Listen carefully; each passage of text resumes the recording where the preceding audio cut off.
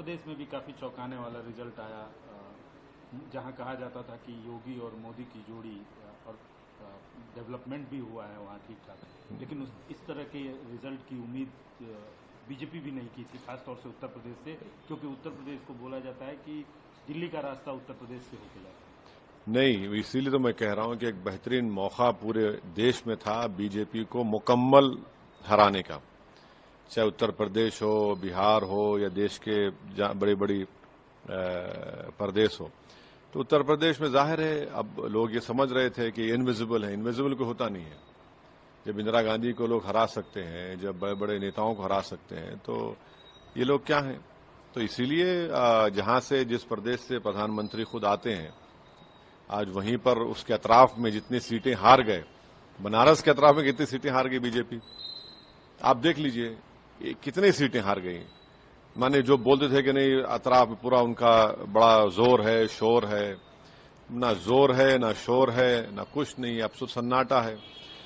मगर क्या प्रधानमंत्री एक बैसाखियों के सहारे सरकार चलाएंगे? अगर वो बनाते हैं मोदी जी तो देखना पड़ेगा। बैसाखी किसको बोल रहे हैं, चंद्रबाबू नायडू? नहीं, देखिए जो 400 की बात कर रहे थे, जो नहीं सुनिए बैसाखी दोनों तरफ होती है। नहीं सुनिए, जो 400 की बात कर रहे थे, जो बोल रहे थे कि सब खत्म हो जाएगा, और जो कह रहे थे कि जो फुला भक्त होगा वही दिल्ली में राज करेगा, अब किसके भक्त बनेंगे ये? अब किसके इशारे पे काम करेंगे? तो ये देखना पड़ेगा, ये देश देखना चाह रहा है। जो बुलंदबांग दावे करते थे, आज वही उनके लिए गले का सांप बन गया है। आपने अभी एक स्टेटमेंट दे दिया कि बैसाखी के सहारे चलाएंगे। बैसाखी कौन?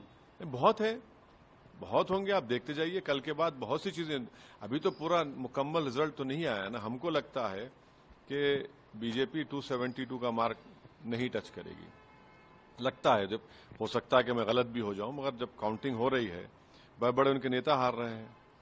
आप मुजफ्फरनगर से हार गए संगीत सोम, में मंत्री रहे उनके, जो कहते थे कि कुछ नहीं होगा, वो हार गए हैं। तो देखिए